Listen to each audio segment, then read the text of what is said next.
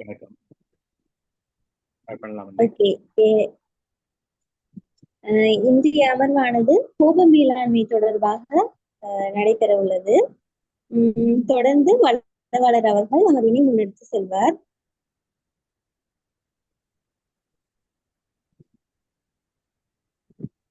அனைவருக்கும் வணக்கம். நான் கதைக்கிறது தெளிவா கேக்குதா?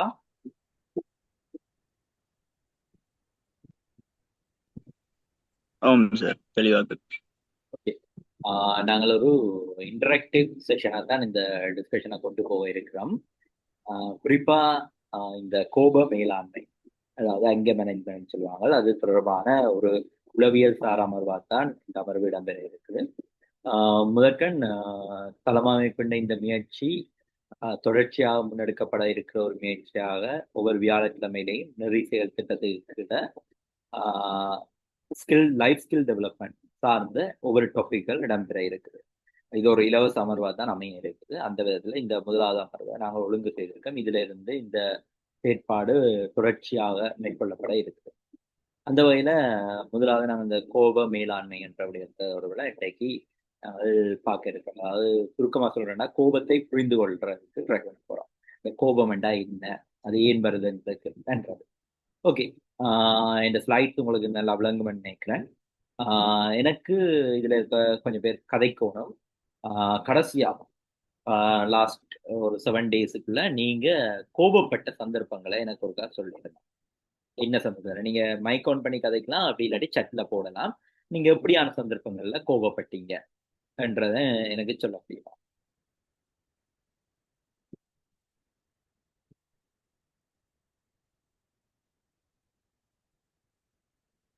இதுல நாங்க 8 பேர் இருக்கோம். நாங்க 8 பேரும் கதைச்சு கொண்டுதான் இந்த அமர்வை கொண்டு போகலாம். அதனால எல்லாரும் கதைக்கோணும் கட்டாயம். இது ஒரு பார்த்து கொண்டிருக்கிற சந்தர்ப்பமா இருக்காது.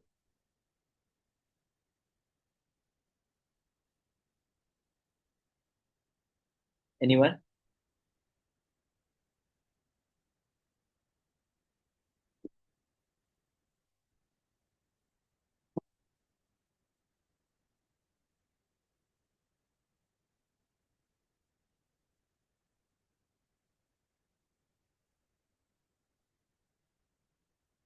ஓகே. ஒரு நபர் சொல்லியிருக்கார், miss understanding with in the family with my பேர். ஓகே. பெற்றோருடன் ஆன ஒரு மிஸ் அண்டர்ஸ்டாண்டிங் என்று சொன்னோம்னு சொன்னா ஒரு பிழையான புரிதல் அல்லது தவறான புரிதல் என்று சொல்லலாம். தவறான ஒரு புரிதல், இப்படியான ஒரு விஷயம். ஓகே, இதால நாங்கள் கோவப்படுறோம். மற்ற வேறு யாராவது?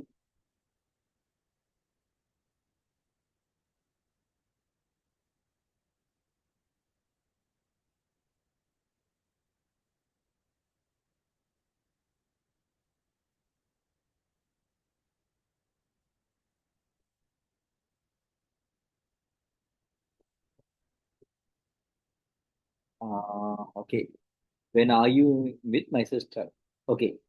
வீட்டில் தங்கையுடனான ஒரு ஆர்கியூமெண்ட், அதாவது நாங்கள் என்ன சொல்றது, ஒரு தர்க்கம் தர்க்கம் ஒன்று, பேச்சு ரீதியான ஒரு தர்க்கத்தின் போது கோவப்பட நேர்ந்தது. வேறு?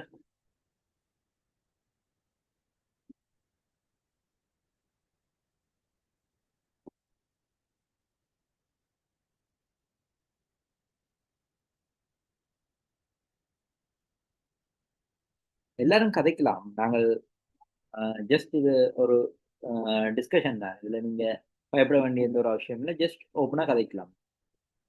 கோப மேலாண்மையில ஒரு முக்கியமான விடயம் கோப மேலாண்மைன்ற சைக்காலஜில நீங்க கதைக்கோணும். நீங்க பேசுறது தான் நீங்க ஒரு முக்கியமான விடயம்.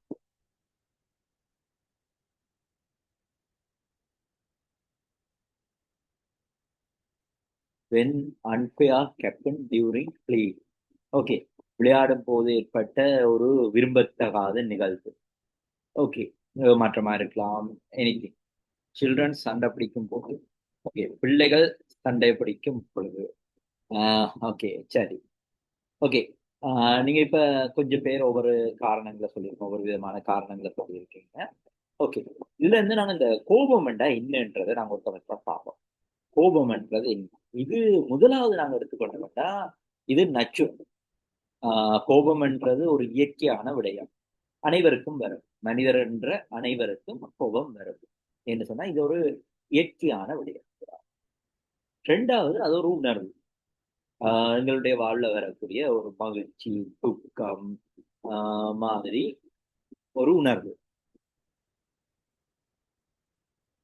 ரெண்டாவது விடயம். மூன்றாவது நாங்க பார்த்தோம்னா சில நேரங்கள்ல கோபம் எங்கள்கிட்ட ஆயுதம் அல்லது எங்களை ப்ரொடெக்ட் பண்ற ஒரு கவசம். ரெண்டு விதமாகவும் வரலாம். நான் சொல்ற டேர்ம்ஸ்கள் உங்களுக்கு உங்களோட வாழ்க்கையில இடம்பெற்ற சந்தர்ப்பங்களோட ஒப்பிட்டு பாருங்க. கோபம் சில நேரங்கள்ல எங்களுக்கான ஆயுதம் அல்லது சில நேரங்கள்ல எங்களுக்கான கவசம். நான் உங்களுக்கு ஒரு சின்ன எக்ஸாம்பிள் சொல்றேன். சில நேரங்கள்ல நாங்க கோபப்பட்டு ஒரு இடத்துல தாக்குதல் மேற்கொள்வோம். அங்க இருக்கக்கூடிய எங்களுடைய எதிர்த்தரப்ப அந்த கோபம் ஊடாக நாங்கள் வீழ்த்துவோம். மற்ற பக்கத்துல சில நேரங்களில் நாங்கள் தவறு விடும் பொழுது அந்த குற்றம் எங்கள் மீது சுமத்தப்படாமல் இருக்கிறது கோபத்தை எங்களுக்கான கவசமாக பயன்படுத்திக் கொள்வோம். எங்களுடைய கோபத்தின் மூலம் எங்களை நியாயப்படுத்த. ஓகே. ஆனால் இங்க முக்கியமான பிரச்சனை என்னன்னு சொன்னா, எங்களுக்கு கோபம் தொடர்புல தெரிந்து ஆனால் தெரியாமல் வெளிப்படும் பொழுதே நாங்கள் அங்க சிக்கலுக்கு உட்படுகிறோம். அது பிறருக்கு தீங்காகவும் அமையலாம். நான் இங்க சொல்ல வர்ற விஷயம், நாங்கள் கோபத்தை எவ்வாறு கையாளுகின்றோம் என்றதை பொறுத்து தான் இங்க நல்லதா கெட்டதா என்றது அமையப்படும். அப்ப நாங்கள் இதுல இருந்து ஒரு ஒட்டுமொத்த முடிவுக்கு வரையிலும் முதலாவது கோபம் என்பது ஒரு கெட்ட விடயம் என்று சொல்ல முடியாது. அது எங்கள்ட்ட ஒரு உணர்வு. அந்த உணர்வை நாங்கள் சரியான முறையிலையும் பயன்படுத்தலாம், பிழையான முறையிலையும் பயன்படுத்தலாம். எப்படி நாங்கள் மகிழ்ச்சியை வெளிப்படுத்துறோமோ, துக்கத்தை வெளிப்படுத்துறோமோ, அதே மாதிரி தான் கோபத்தையும் வெளிப்படுத்த வேண்டிய தேவை இருக்கு. ஏன் இந்த இப்ப கடைசியா சொன்ன சென்டென்ஸ் சொன்னா, நாங்கள் கோபத்தை வெளிப்படுத்துவோம். சில நேரங்கள்ல நாங்கள் கோபங்களை அடக்கி வைக்கும் பொழுது அந்த கோபம் இன்னொரு விதமான உணர்வாக மாறும். பொறாமையாக மாறலாம், அல்லது ஒரு வஞ்சக எண்ணமாக மாறலாம், அல்லது பழி வாங்கக்கூடிய ஒரு சந்தர்ப்பத்தை விட்டு செல்லலாம். அப்ப நாங்கள் கோபத்தை எப்பயுமே வெளிப்படுத்துறது நல்ல, ஆனால் சரியான முறையில வெளிப்படுத்துறோம். ஓகே, நாங்கள் இதுல ரெண்டு விதமான கோபத்துக்கான காரணங்கள் நாங்கள் சாதாரணமாக நோக்க முடியும். ஒன்று வெளிப்புற காரணம், அடுத்த அகக்காரணம். ஓகே, வெளிப்புற காரணம் அகக்காரணம் அப்படின்னா என்ன என்றதை பார்ப்போம். வெளிப்புற காரணம் என்ன, எங்களுக்கு வெளியால இருக்கக்கூடிய ஒரு நபர் அல்லது சந்தர்ப்பம் அல்லது ஒரு சூழ்நிலை காரணமாக எங்களுக்கு ஏற்படக்கூடிய ஒரு கோபம். அதே சந்தர்ப்பத்தை அகக்காரணங்கள் சொல்லி பார்த்தோம்னா எங்களுக்குள்ளேயே இருக்கக்கூடிய சில செயற்பாடுகள் காரணமாக கோபம் ஏற்படும். இதுல தேர்ட் பர்சன் அங்க இருக்க மாட்டான்.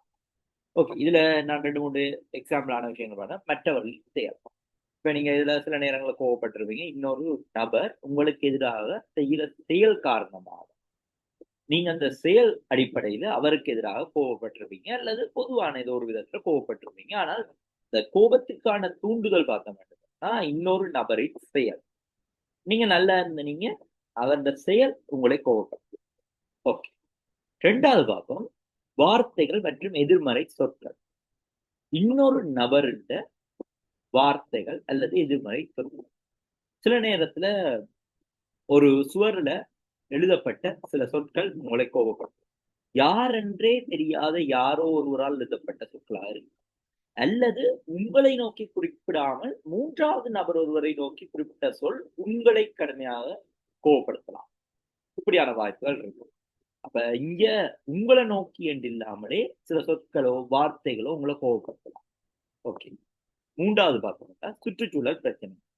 நாங்கள் வளமையான ஒரு இதமான மிதமான சூழல்ல இல்லாத போது, அல்லது எங்களை சுத்தி நடக்கக்கூடிய ஒரு இஷ்யூ ப்ராப்ளம் எங்களை கோவப்படுத்தலாம். இதுல நிறைய காரணங்கள் போட்டு பாருங்க. இதுல நீங்க அந்த ரெண்டாவது காரணத்தை பாருங்க, மிகவும் வெப்பமான சூழல். சில நேரத்துல நாங்கள் வீட்டுல வேலை முடிஞ்சு வீட்டை போய் ஒரு நல்ல ஹீட், அதாவது ஒரு ஹொட் என்வாயன்மெண்ட்ல டிராவல் பண்ணி நம்ம பைக் ஓடி போனோம், வீட்டை போயிட்டு எரிஞ்சுள்ள வலிக்கிறோம். ஒரு கோவம், அந்த சூழல் எங்களை கோவப்படும். ஓகே, நாலாவது விஷயம் அதிக வேலை அல்லது பரபரப்பான நோமடி எங்களுக்கான ஒரு ஸ்ட்ரெஸ்.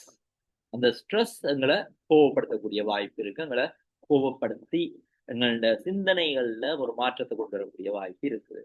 சில நேரங்கள்ல ஒரு ஸ்ட்ரெஸ் இல்லாம நாங்க விரும்பி செய்கிற ஒரு விஷயம் கூட ஒரு மல்டிபிள் ஒர்க்கா இருக்கீங்களா அதை எங்களை கோவப்படுத்தலாம்.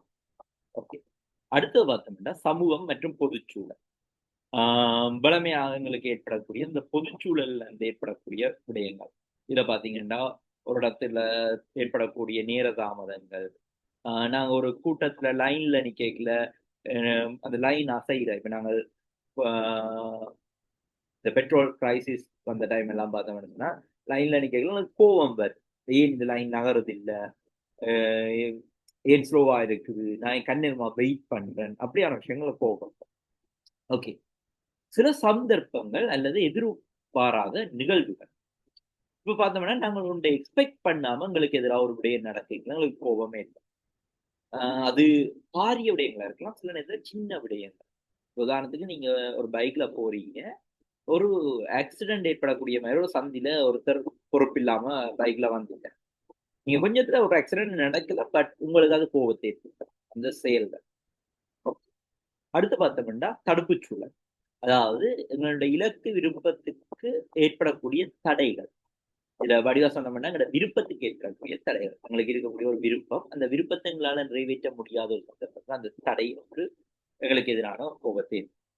ஓகே. இதுல பார்த்தோம்னா இவ்வளவு வெளிப்புற காரணங்களையும் பார்த்துருக்கோம். கோபம் என்னன்னு பார்த்தா இந்த இடத்துல நான் கொஞ்சம் ஸ்டாப் பண்றேன். உங்களுக்கு எதுவும் கேள்விகள் இருக்கா? இவ்வளவு நேரம் நாங்கள் பார்த்த கதைச்ச விஷயங்கள்ல உங்களுக்கு எதுவும் கேள்விகள்? இதுல நாங்கள் இப்ப 13 பேர் இருக்கிறோம். நீங்க 13 பேரும் மைக் ஆன் பண்ணி கதைக்கலாம், உங்களோட கருத்துக்களை பகிரலாம். எதுவும் கேள்விகள் இருந்தா கேட்கலாம்.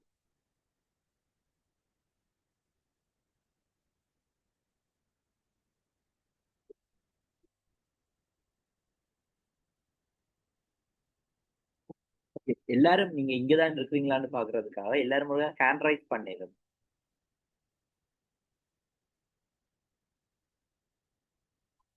எல்லாரும் ஒரு ஹேண்ட் ரைஸ் பண்றீங்களா?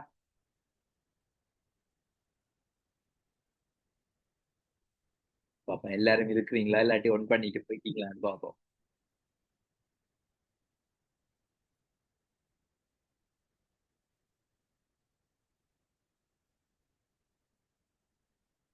10 பேர்ல 4 பேர் தானே கை வச்சிருக்கீங்க. விச்சாக்களை காணையில அரு, இலானி, ஓகே, அஷான், ட்ரை ஐடி 2022 F22 நளினி,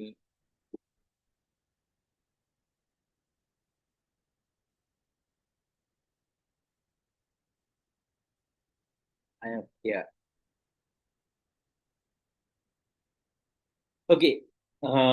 சரி, உங்களுக்கு எதுவும் கேள்விகள் இருக்கா அவ்வளவு போனதுக்குள்ள? யாராவது எதுவும் இருந்தா சொல்லலாம். ஒரு கேள்வி கேட்கலாமா சார்? கேட்கலாம். ஓகே. அதாவது இப்ப வெளிப்புற சைட்ல இருந்து ஒரு கோவங்கள் நமக்கு வரக்குள்ள, இப்ப நீங்க சொன்னது கோவத்தை வந்து அடக்கி வைக்கிறதும் வந்து ஒரு சிக்கல்னு சொன்னீங்க. அது இப்போ வேற மாதிரியான எமோஷன்ஸா மாறலாம்னு சொன்னீங்க. ஸோ அப்படி இருக்கக்குள்ள இப்ப எப்படி எப்படி விதமான யுக்திகளை நம்ம கையாளலாம்? இப்போ வெளிப்புற ஒரு நபராலையோ இல்லாட்டி ஃபேமிலியோ இல்லாட்டி ஒரு நபரால கோவங்கள் வருது என்றக்குள்ள அதை எப்படி நம்ம அந்த இடத்த அந்த ஆங்கரை மேனேஜ் பண்றது? ஓகே, சரியா? நான் சரிவா? ஓம் டாக்டர் கதைங்க. ஓகே. இந்த இடத்துல நாங்கள் சிம்பிளான ஒரு மெக்கானிக் பார்த்தோம். நாங்கள் இந்த பின்பகுதியில இந்த பிரசன்டேஷன் பின்பகுதியில நாங்கள் மேனேஜ்மெண்ட்ன்றதை தனியாக பார்ப்போம். பட் உங்களுக்கு சிம்பிளான ஒரு டெக்னிக் சொல்றோம். உங்களை நெருப்பு சுடுவதுன்றா நீங்க என்ன செய்வீங்க? உடனே கையெடுப்போம். நுழம்பு கடிக்குதுன்னா என்ன செய்வீங்க?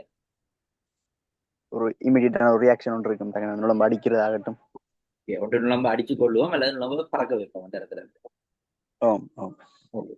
சரி, இந்த 2 இடத்துக்கும் பொதுவானது அக்ஷய் தான் கட்டாயம் பதில் சொல்லணும் இல்ல, வித்தியாசம் சொல்லலாம். ஒரு இமிடியட்டான ரியாக்ஷன் உண்டா கிட்ட இருக்கும். இல்ல, இன்னும் அந்த வித்தியாசமா பாருங்க. ரியாக்ஷன்ன்றதை விட ரியாக்ஷன் பாக்குறதா இங்க ஒரு தூண்டல். விளங்கல? ஒரு தூண்டல் சார். தூண்டல் இல்ல, தூண்டலும் ரியாக்ஷனும் கிட்டத்தட்ட தூண்டலுக்கு துளங்கள் ரியாக்ஷனும் ஒன்றுதான். அதை விட வேறு ஓகே சார். இருக்கா? நெருப்பு சுட்டா நாங்க கையெடுக்கிறோம், சரியா?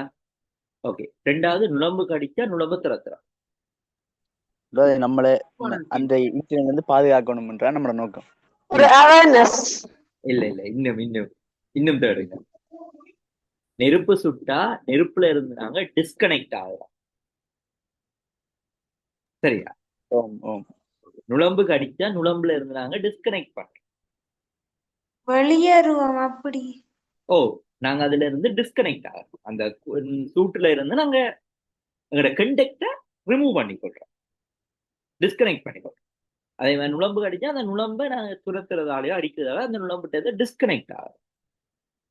இப்ப இங்கேயும் நாங்க செய்ய வேண்டியது, வெளிப்புற சூழல்ல இருந்து எங்களுக்கு கோபத்தை காரணிகள் கொண்டு வரும்போது அந்த இடத்துல இருந்து நாங்க டிஸ்கனெக்ட் ஆகுற மெக்கானிசம் முதலாவது. அதாவது நாங்கள் அந்த இடத்துல இருந்து டிஸ்கனெக்ட் ஆயிடும். இப்போ உதாரணத்துக்கு நீங்கள் வளமையா இது ட்ரை பண்ணியிருப்பீங்க. உங்களுக்கு யாராவது ஒரு கோபம் ஏற்படுத்தீங்களா, அந்த இடத்துல இருந்து நீங்க வெளியேறி இருப்பீங்க, அல்லது எங்கேயாவது நகர்ந்து அந்த கோபம் ஏற்படுற அந்த சூழல்ல இருந்து நீங்க வெளியேறி இருப்பீங்க.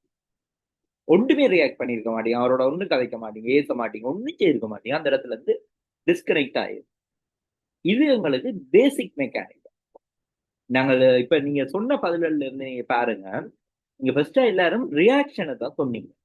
நாங்க அந்த ரியாக்ஷன்ன்றதை நாங்க வளமையா காட்டுற பழக்கம். இப்ப நாங்க சில நேரத்துல கோபம் கொண்டு ஒருத்தர் ஏற்படுது, அவரை நோக்கி எங்களை ரியாக்ஷனோட காட்டுவோம், அவரை கத்துவோம், கண்டுபிடிப்போம். ஏன்னா அந்த ரியாக்ஷனுக்கு முதல் நான் சொல்றேன், அந்த இடத்துல இருந்து நீங்க டிஸ்கனெக்ட் ஆகுறதா. டிஸ்கனெக்ட் ஆகிட்ட சொன்னா அந்த ரியாக்ஷனை காட்டுறதுக்கு நாங்க கொஞ்சம் டைம் எடுத்துக்கலாம். அந்த டைம் மேபி எங்களுக்கு அந்த கோபத்தை நான் முன்னுக்கு சொல்லிக்கல, அந்த கோபம் என்னன்றது நான் உங்களுக்கு சொன்னேன் பாருங்க. கோபம்ன்றது நீங்க வெளிப்படுத்தணும், ஆனா சரியான முறையில வெளிப்படுத்தணும். சரியான முறை இல்லாமல் வெளிப்படும் போதுதான் பிரச்சனை. இப்ப நாங்க அங்க அந்த டிஸ்கனெக்ட் ஆயிட்டா எங்களுக்கு ஒரு டைம் கிடைக்கும், நாங்க இதை எப்படி சரியான முறையில இருந்து வெளிப்படுத்தும். ஓகே, நான் உங்களுக்கு எக்ஸாம்பிளுக்கு ஒரு சந்தர்ப்பம் சொல்றேன். ஒரு நபர் உங்களை பழிக்கிறார், அதாவது உங்களை கிரிட்டிசைஸ் பண்ற, நீங்க படிக்க மாட்டீங்க, நீங்க ஒரு ஒழுங்கான ஆள் இல்லைன்னு கிரிட்டிசைஸ் பண்ற, உங்களுக்கு கோபம் வருது. இந்த கோபத்தை நீங்க அவர்கிட்ட நீ யாரா அதை சொல்றதுக்கு அவருக்கு நேரம் காட்டுறீங்க, அவரை கத்துறீங்க, சண்டை பிடிக்கிறீங்க, அவரை மண்டையை உடைக்கிறீங்க, எனிதிங். ஓகே, இப்ப இப்படி ஒரு ரியாக்ஷன். ரெண்டாவது நான் சொல்ற மாதிரி பாருங்க, நாங்க அங்க இருந்து டிஸ்கனெக்ட் ஆகும், அவர்கிட்ட இருந்து டிஸ்கனெக்ட் ஆகிட்டு நாங்க போய் கொஞ்ச நேரம் ரிலாக்ஸ் பண்ணிக்கல, எங்க மைண்ட் சரியாகுது. ஓகே, இவர் என்ன கிரிட்டிசைஸ் நான் சாதிச்சு காட்டுறோம், நான் படிக்க மாட்டேன்னு சொன்னேன், நான் இந்த முறை நல்லா படிச்சு காட்டுறேன், நான் ஒரு ஒழுங்கானவர் இல்லைன்னு சொன்னேன், நான் ஒழுங்கா இருந்து காட்டுறேன். இப்ப எங்களுக்கு ஒரு டைம் கிடைக்கும், நாங்க இதை பாசிட்டிவா எங்களுக்குள்ள மாத்துறது. இதை இன்னொரு விதத்துல பாத்தீங்கன்னா பாசிட்டிவ் ஸ்ட்ரெஸ் கொண்டு உருவாக்கும் உங்களை நோக்கி. உங்கள்கிட்ட ஒரு பாசிட்டிவ் ஸ்ட்ரெஸ் தான் அப்படி சொல்றேன் உங்களுக்கு. உங்கள்கிட்ட ஒரு கட்ஸ் அல்லது உங்களுக்கு ஒரு ஊக்கத்தை ஏற்படுத்தும், நம்ம அதையே ஒரு மோட்டிவேஷன் மாதிரி மோட்டிவேட் பண்ணும். இதுக்காகவே நான் சாதிச்சு காட்டணும். அப்ப நான் இங்க கோபம் எனக்குள்ள வந்த ஒரு கோபத்தை நான் கோபமா காட்டாம என் மோட்டிவேஷனா மாத்திக்கொள்றேன். இதுக்கு நான் முதலாவது செய்த விஷயம், நான் அங்கிருந்து டிஸ்கனெக்ட் ஆகும். நான் டிஸ்கனெக்ட் ஆகாம அங்க இருந்திருந்தேன்னா என்னால செய்ய முடியாது. எனக்கு கோபம் எப்படி நான் எக்ஸ்போஸ் பண்றது, அதுல ஏதோ ஒரு பிள்ளையான கோபம் பிள்ளையான முறையில அதை காட்டிடும்.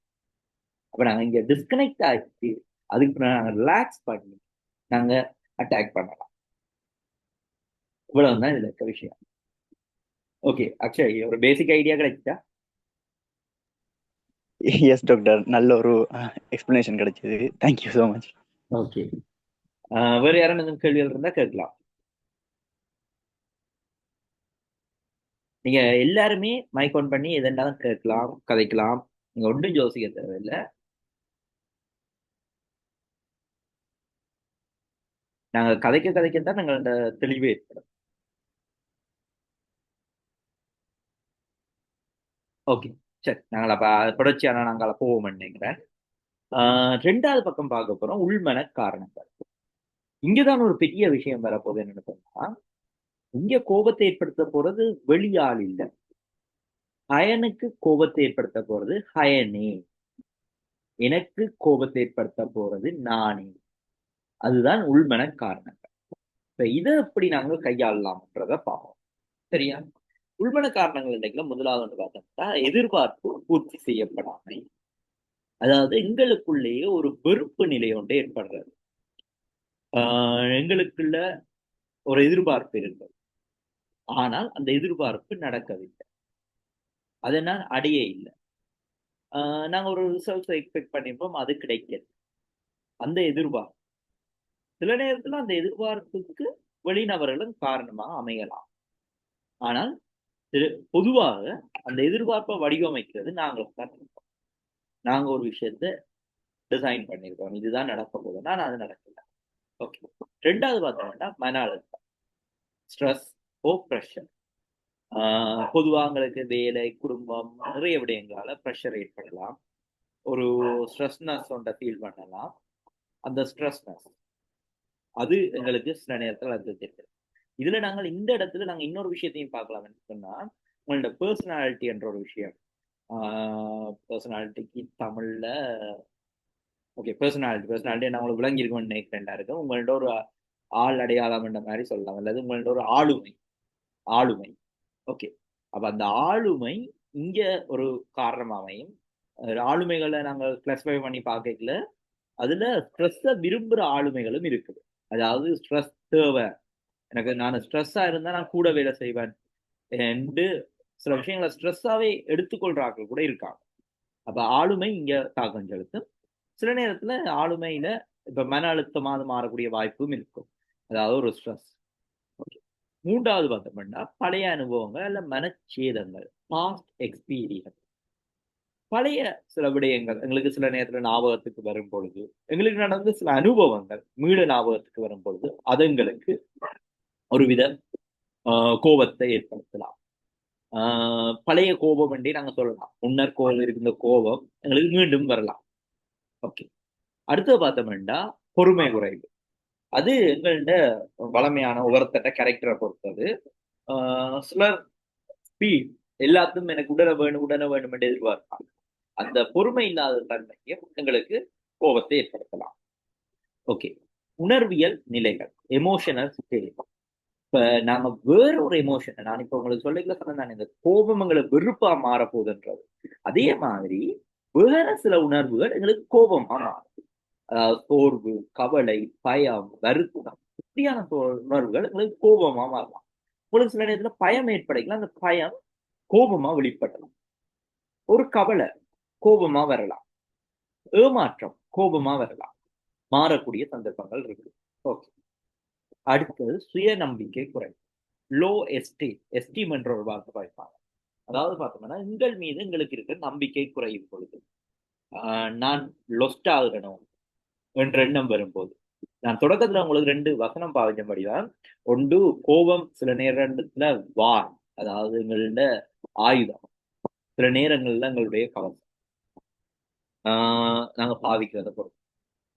அப்ப இங்க பாத்தீங்கன்னு சொன்னா அப்ப கோபம்ன்றது எங்களோட நம்பிக்கை குறையும் பொழுது எங்களை பாதுகாக்கிறதுக்கு நாங்க கொடுக்குற ஒரு ஆயுதமாகவோ அல்லது கவசமாகவோ இருக்கு.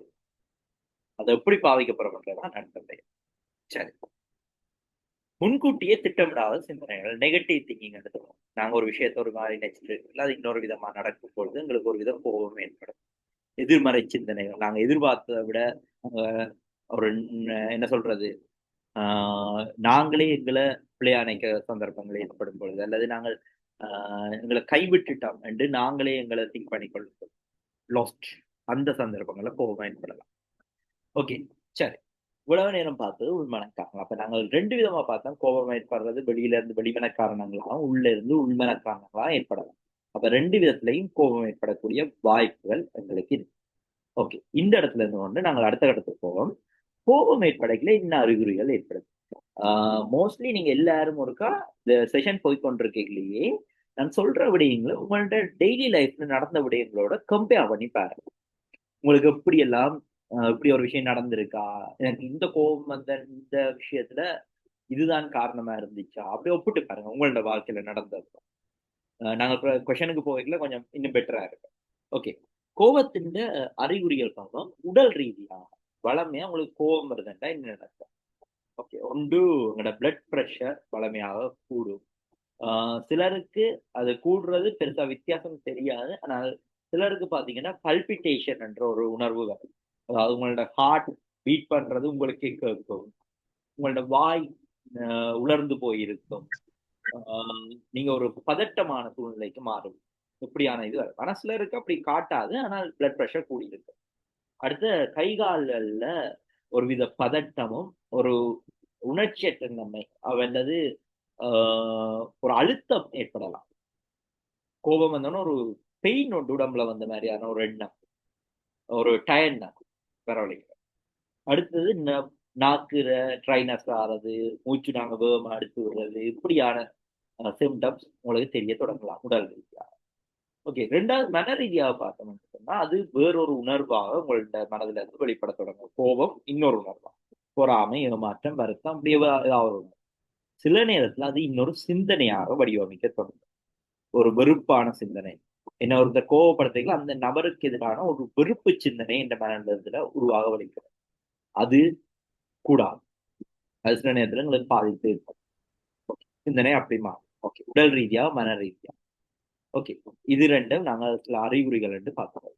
ஓகே, நாங்கள் இப்ப கோப மேலாண்மைக்குள்ள போக போகிறோம். அதுக்கு முதல் நாங்கள் இந்த கோபம் என்றதை நான் நினைக்கிறேன் இப்ப நாங்க ஓரளவுக்கு விளங்கி கொண்டுட்டோம்னு நம்புறேன். அந்த அடிப்படையில உங்கள்ட்ட எதுவும் கேள்வியாக இருந்தா நீங்க கேள்வியை கேட்கலாம். கோபத்தை நீங்க நான் சொன்னது நீங்க எல்லாரும் உடன்படணும் என்ற அவசியம் இல்லை. இது ஒரு சைக்காலஜி என்றது எப்பயுமே பார்த்தோம்னு சொன்னா ஒரு தியரி பேஸ்ட் சப்ஜெக்ட். அதாவது இதுவரைக்கும் கிடைக்கப்பெற்ற அனுபவங்கள் அடிப்படையில் கட்டமைக்கப்பட்டது. மேபி உங்களோட கோபம் வித்தியாசமா இருக்கும். இப்ப சில நேரத்துல கோபம் வரைக்கும் கட்டாயம் பிளட் ப்ரெஷர் கூடணும் என்ற அவசியம் இல்லை. சிரிச்சு கொண்டு கூட கோபத்தை வெளிப்படுத்தலாம். கோபம் வந்தா வேற இதுல நான் சொல்லாத ஒரு ரியாக்ஷனை காட்டுறாங்க கூட இருப்பீங்க. சிலர் நீங்க பார்த்துப்பீங்க, கோபம் வந்தா நாக்கு கடிப்பாங்க, அவங்களோட நாக்கையே அவங்களோட பல்லால கடுமையா கடிப்பாங்க, கண்ணாடியை உடைப்பாங்க. அப்படி செய்யறாங்க. கோபம் வந்தா வேற வேற விதமா இருக்கு. சிலர் ஓடி போய் தண்ணி குடிப்பாங்க கோபம் வந்தா. அப்படி இருக்கும். அப்ப நீங்க உங்களோட கருத்துக்களையும் இதுல சொல்லலாம். எது உங்களோட கேள்விகள் இருந்தாலும் உண்டு.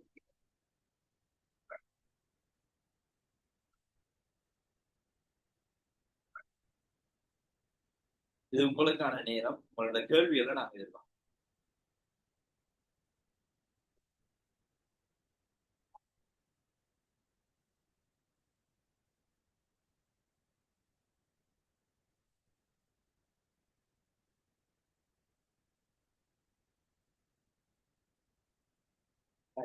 கேள்விகள் இருக்கா? அண்ணா ஒரு கேள்வி இருக்கு. ரோஜினி கேள்வி கேட்டா எனக்கு தான் கோபம் வந்திருக்கிறது. கேளுங்க. இப்ப கோவம் வருதுன்னு இப்ப நாங்க வெளிக்காட்டுறது வந்து சரியா தவறா, இல்லாட்டி வெளிக்காட்டாம இப்ப ஒதுங்குறோம்ன்றது அந்த இடத்துல எங்களையும் நாங்க தாக்கி கொள்ற மாதிரி அப்படித்தானே ஒவ்வொருத்தட புரி. நல்ல கேள்வி வந்து இப்ப எங்களுக்கு கோபம் வருகிறது. நாங்க அந்த இடத்துல கோபத்தை வெளிக்காட்டாம அங்கிருந்து நாங்க வெளியில போறோம். நான் உங்களுக்கு ஆரம்பத்திலேயே சொல்ல சொன்ன ஒரு விஷயம் என்னன்னா, கோபத்தை நீங்க வெளிக்காட்டாம இருக்க வேண்டிய அவசியம் இல்லை. நீங்க அதை எங்களோட உடம்புல சொல்லுவாங்க 14 வேகங்கள் என்ற ஒரு விஷயம் இருக்குது.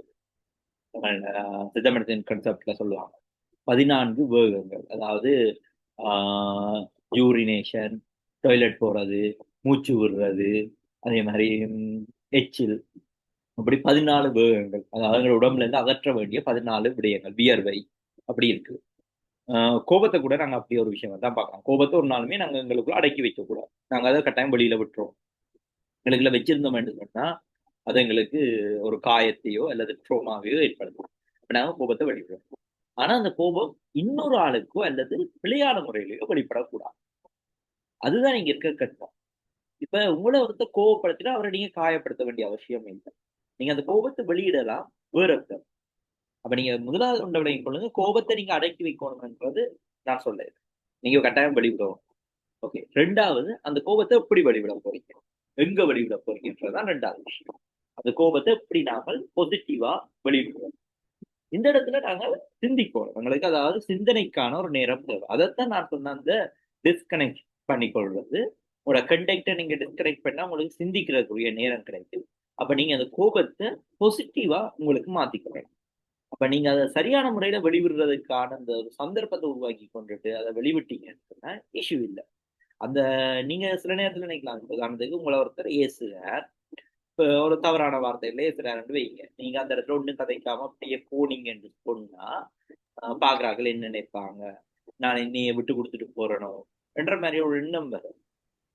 இந்த எண்ணம் அதாவது நாங்க சொல்லுவோம் இந்த ரியாக்ஷன் வளமையா இது பாவிக்கிற கூடுதலா ரியாக்ஷன் பொலிட்டிக்ஸ் என்று சொல்லி பாவிப்பாங்க. இப்ப உதாரணத்துக்கு பார்லிமெண்ட்ல ஒருத்தர் ஒரு கருத்து வெளியிட்டா எதிர்பக்கத்துல இருக்க ஒருத்தர் உடனெழும்பி கத்துறது, அதாவது ரியாக்ஷன். எங்களுக்கு எதிராக வர்ற ஒரு செயலுக்கு நாங்க உடனே ரியாக்ட். உண்மையாவே நாங்க பொதுவா புத்திசாலிகள் பாத்தீங்கன்னா ரியாக்ட் பண்ண மாட்டோம், உடனடியா அவங்களோட ரியாக்ஷனை காட்ட வேண்டிய அவசியம் இல்லை. ஆனால் கட்டாயம் பதில் சொல்றோம், அதுக்குரிய சரியான வழிகள்ல நீங்க பதில் சொல்லுங்க. அப்ப அந்த சரியான வழிகளை அறிஞ்சு கொண்டு பதில கொடுத்தீங்கன்னா சரி. இப்ப உங்களை ஒருத்தர் ஏசுறாருன்னா நீங்க அந்த இடத்துல தகவலுங்க அகண்டுட்டு அவரை ஏச விடுங்க. இப்ப உதாரணத்துக்கு நானும் நிரோஜினிக்கும் பிரச்சனை. இப்ப நான் நிரோஜினிக்கு ஏசுறேன், பிள்ளையான வார்த்தைகளை பாவித்து ஏசுறேன். நிரோஜினி அந்த இடத்துல என்ன கணக்கெடுக்காமல் திரும்பி போறான். இப்ப எனக்கு என்ன நடக்கும்? நான் இன்னும் கோவப்படுவேன், இன்னும் ஏசுவேன். இப்ப நீங்க யோசிச்சு பாருங்க, நிரோஜினின் மௌனம் அந்த சமூக சூழல்ல அவ வெளில வச்சு, நான் அந்த அங்க இருந்து பாக்குறவங்களே இவனடா பைத்தியமா இருக்காச்சு கொண்டிருக்கான் என்று சொல்ற ஒரு நிலைமையை உருவாக்கி, அப்ப உங்களோட மௌனமே இங்க ஒரு பெஸ்டான ரியாக்ஷனா வந்து இது மாறுபடும் சில நேரங்கள். உதாரணத்துக்கு நீங்க கட்டாயம் உங்களை நியாயப்படுத்த வேண்டிய சந்தர்ப்பம் இருக்கலாம், ரேஷன் எடுத்துக்குவாங்க. சில சந்தர்ப்பங்கள்ல நீங்க கட்டாயம் ரியாக்ட் பண்ணி நியாயப்படுத்தும். ஒருத்தர் உங்கள பிள்ளையான ஒரு குற்றச்சாட்டை வைக்க நீங்க இப்ப ரியாக்ட் பண்ண வேண்டிய தேவைப்பாடு. ஆனால் நீங்க அந்த இடத்துல விளங்கி கொள்ளணும், நான் ரியாக்ட் பண்றதன் ஊடாக இங்க இந்த குற்றச்சாட்டுக்கு எதிரான இந்த நியாயங்களை முன்வைச்சா அந்த நியாயங்கள் இந்த இடத்துல எடுபடுமா என்றதை பொறுத்து தான் நாங்கள் அதை முன்வைப்போம். வளமையா நாங்க பார்த்தோம்னு சொன்னா, சாதாரணமா ஒரு எக்ஸ் என்ற நபரை பற்றி ஃபேஸ்புக்ல பிள்ளைய அழுதுறாங்க, பிள்ளையான கருத்துக்களா சொல்றாங்க. இப்ப எக்ஸ் கோவப்பட்டுட்டு அதுக்கு ரியாக்ட் பண்ணி கொண்டிருப்பேன். இதே இலங்கையில இருக்கிற ஒரு பொலிட்டீஷியனை பற்றி பிள்ளையான கருத்தை பிறப்பாங்க. இன்னைக்கு நான் பார்த்தோம்னா நிறைய பொலிட்டிஷியன்ஸ் பற்றி நிறைய விஷயங்கள் வருது. அந்த பொலிட்டிஷியனுக்கு ரியாக்ட் பண்ணி பார்த்துருக்கோம். நீங்க பாருங்க, அவங்க ரியாக்ட் பண்ண மாட்டாங்க. அவங்கள ரியாக்ட் பண்றதால அவங்களுக்கு தெரியும், நான் இதை வெட்டி ரியாக்ட் பண்றதால நோ யூஸ். வளமையா தமிழ்ல சொல்லுவாங்க, உழைவாயை மூடலாம் ஊர்வாயை மூட முடியுமா? அப்படின்னா அவங்க ரியாக்ட் பண்ண வேண்டிய அவசியம். ஓகே அன்ரோஹினி? ஓமா, நான் நல்லதா செஞ்சிருக்கேன், கோபம் வர வச்சிருக்கேன், அதுக்கு வரைக்கும் சந்தோஷம் கேள்வி கேட்டு. ஓகே ஓகே, வேற யாருமே கேள்விகள்? நினைக்கிறேன் இதுல அக்ஷய் நிரோஜினியும் தான் கழிச்சிருக்காங்க, அதோட கணக்கு பேர் இருக்காங்க, நளினியும் கழிச்சாங்க, அதோட வேற நிறைய பேர் இருக்காங்க. கூடுதல் அப்படியும் இதுல வந்திருக்க எல்லாரும் உங்களுக்கு கோபம் என்ற ஒரு பிரச்சனையால ஏதோ ஒரு தாக்கம் இருக்கிறதால தான் வந்திருப்பீங்க. ஸோ நீங்க கேட்கலாம்.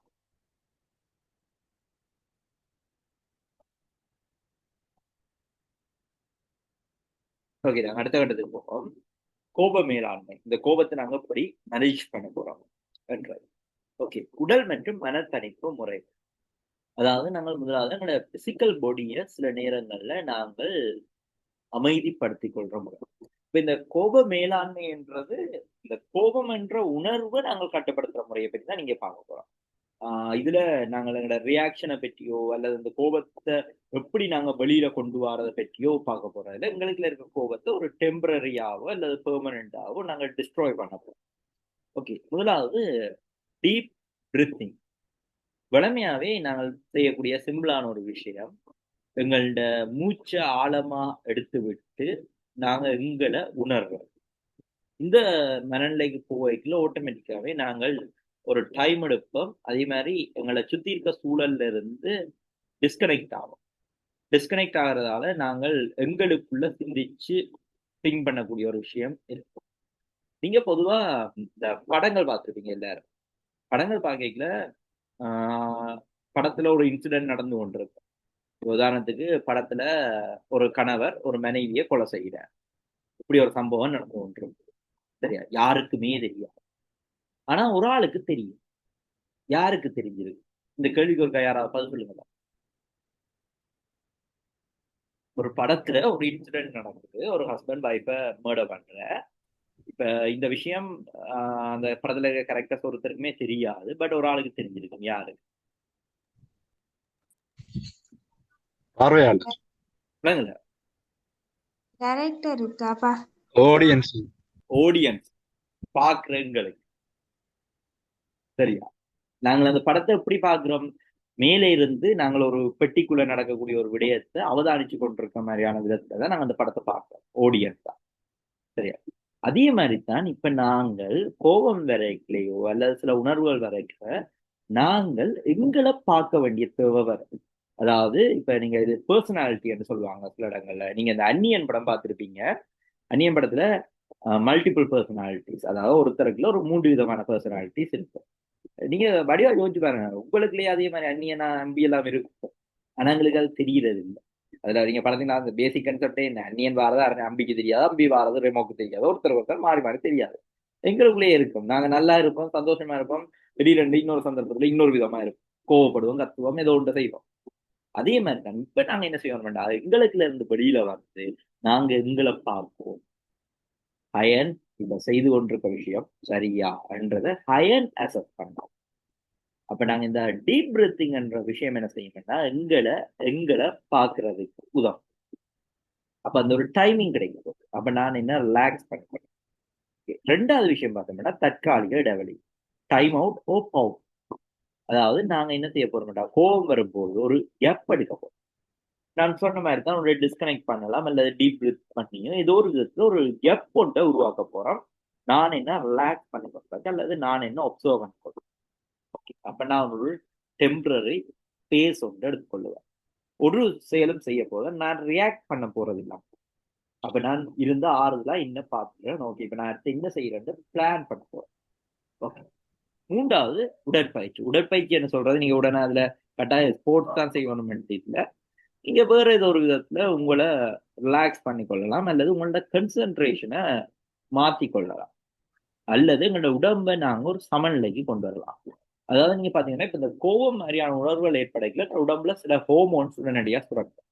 அப்ப அந்த ஹோமோன்ஸ் எங்களை ரியாக்ட் பண்ண வைக்கும். அப்ப அதை நாங்க ரிலாக்ஸ் பண்றதுக்கு எங்களோட உடம்புல நாங்கள் முன்னுக்கு பார்த்தோம் பிளட் ப்ரெஷர் கூடும், அப்படியான விஷயங்களை நாங்க நார்மலைஸ் பண்றதுக்கு எங்களுக்கு கொஞ்சம் டைம் தேவை. அந்த டைமுக்கு நாங்க ஒரு பிசிக்கல் ஆக்டிவிட்டி, நீங்க நார்மலா கோபம் வரைக்கல சில டைம்ல கையை பொத்தி பொத்தி மூடிட்டு இருப்பீங்க, காலை எல்லா பக்கம் உதைப்பீங்க, அல்லது வேகமா நடந்து வேற எங்கேயாவது போவீங்க, ஏதோ ஒரு ஆக்டிவிட்டி. அந்த ஆக்டிவிட்டி உங்களை ரிலாக்ஸ் பண்ணும். ஓகே, இப்படியான விஷயங்கள் உங்களோட உடல் சார்ந்த தணிப்பு முறைகள். ஓகே, அடுத்த கட்டத்துல பார்த்தோம் சிந்தனை மாற்றம், கொக்னிட்டிவ் சேஞ்ச். சரியா? கொக்னிட்டிவ் டெக்னிக்ஸ் பார்த்தோம்னா பொதுவா இப்ப எங்களுக்கு சிந்தனை மாற்றம் வந்து தேவைப்படும் போது நாங்க இந்த கோபத்தை எப்படி அடுத்த கட்டத்துக்கு கையாளுறத பார்க்கலாம். Positive refreshing. அதாவது இப்ப இதுல சிந்தனை மாற்றம் என்ற என்னன்னா, எங்களுக்கு வந்த கோபத்தை நாங்க வேறொரு விஷயமா மாத்த போறோம். முதலாவது பாசிட்டிவ் ரீஃப்ரெஷிங். அதாவது எங்களுக்கு வந்த சிந்தனை, அந்த கோபம் என்றத எங்களுக்கு சாதகமான ஒரு சிந்தனையா மாத்துறோம். இது என்ன எதிர்பார்ப்புக்கு விரோதமாக இருக்கிறது, ஆனால் நான் இதை சீராக்கிறேன். இதை சொல்லியிருக்க சென்டென்ஸ் என்னன்னா, இது நான் வேறொரு ஆளை நோக்கி சொல்ல போற சென்டென்ஸ் இல்லை, நான் எனக்குள்ளேயே சொல்ல போற சென்டென்ஸ். ஓகே, எனக்கு வந்த கோபத்தை நான் வெறுப்பாக வெளிவிடாமல் எனக்கு சாதகமான மோட்டிவேஷனா மாத்த போறேன். அல்லது அவர் கோபப்பட்டதுல நியாயம் இருக்குத்தான் என்ற ஒரு ஏற்பு மனநிலைக்கு போவோம். அல்லது நான் இவர் கோபப்பட்டா நான் ஏன் இதுக்கு நான் ரியாக்ட் பண்ணணும், இந்த கோபத்தையும் நான் இவருக்கு எதிராக காட்டணும், இவர் யார், இவர் கதைக்கிறதுலாம் எனக்கு ஒரு பெரிய விஷயம் இல்லை என்று தான் என்ன ரீஃப்ரேம் பண்ணி கொள்ளலாம். அந்த கோபத்தை நான் கணக்கில் எடுத்தான் வர்றேன். ஓகே, அடுத்த மனதில் தனி இடைவெளி, மென்டல் பவர். அதாவது கோபம் வரும் பொழுது நீங்க முதலாவது ஒன்றை யோசிக்கலாம். இதுல கேட்டிருக்க ஒரு கேள்வி, இந்த கோபத்துக்கு நான் ரியாக்ட் பண்றதால எனக்கு பயன் இருக்குமா? இந்த சந்திரனை நோக்கி நாய் குறைச்சா சந்திரனுக்கு ஒரு பிரச்சனை இல்லைன்னு சொல்லுவாங்க. அதே மாதிரிதான் இந்த கோபம் வந்தீங்கன்னா இப்ப நான் இவரை நோக்கிட்டு கோபத்தை காட்டுறதால இதுக்கு பயன் இருக்கா? இவ நீங்க சில நேரங்களை யோசிக்கலாம், உங்களோட பிள்ளைகள் சின்ன பிள்ளை வந்து உங்களோட மகனோ மகளோ ஏதாவது ஒரு ஆக்டிவிட்டி செய்து உங்களை கோபப்படுத்தலாம். ஓகே, இப்ப நீங்க அந்த கோபத்தை அவங்கள்ட்ட காட்டுறதால ஏதாவது பயன் இருக்கா, எதுவும் யூஸ் இருக்கா என்றதை பார்க்கலாம். ஓகே, அப்ப இதுல இங்க ஒன்றுமே இல்லை. அப்ப நான் கோபத்தை காட்டி என்ன பயன்ன்றதை உணர்ந்து கொண்டேன்ட்டாலே நான் கோபத்தை காட்டுறது. அடுத்து சுய விமர்சனம், செல்ஃப் ரிஃப்ளெக்ஷன். கிட்டத்தட்ட இதை எப்படி சொல்லலாம்னா, யாராவது எனக்கு சொல்லிடுமா மனசு அங்க இருக்கு?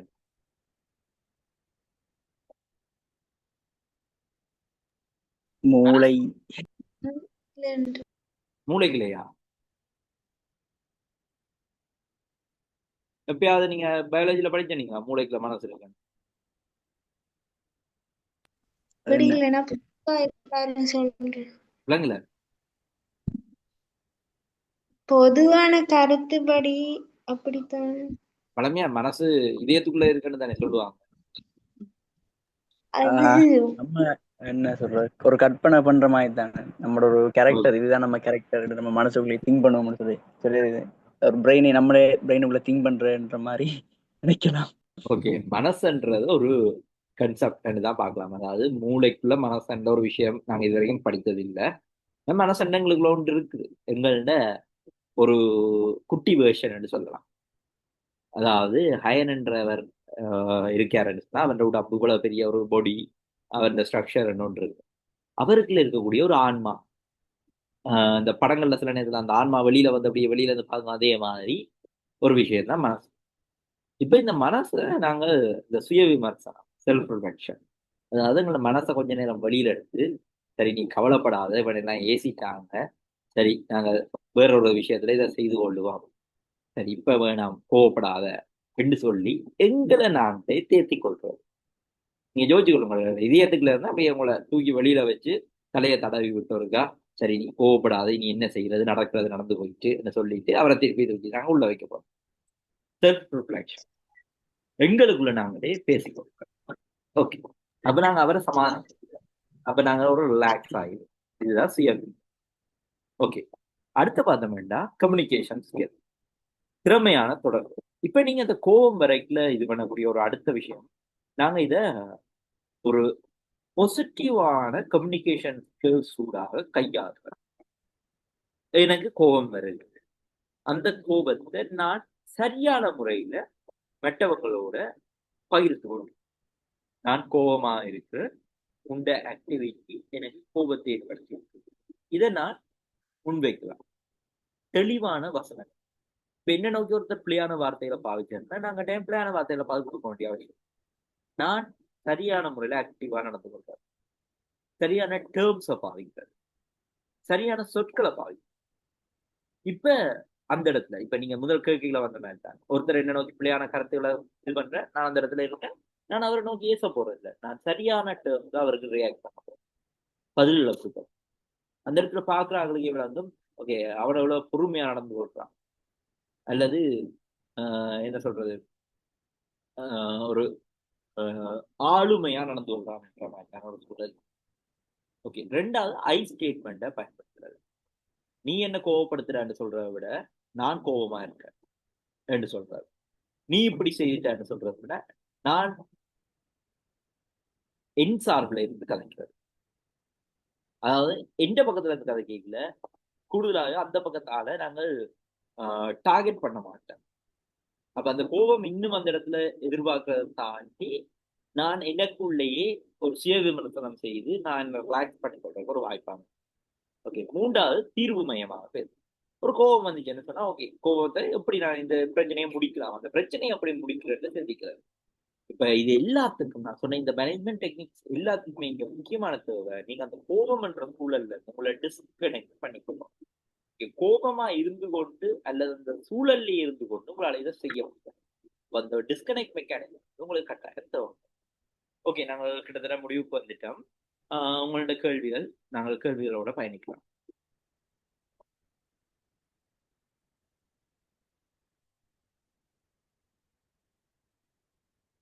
இது உங்களுக்கான நேரம், கேள்விகள் கேட்கலாம்.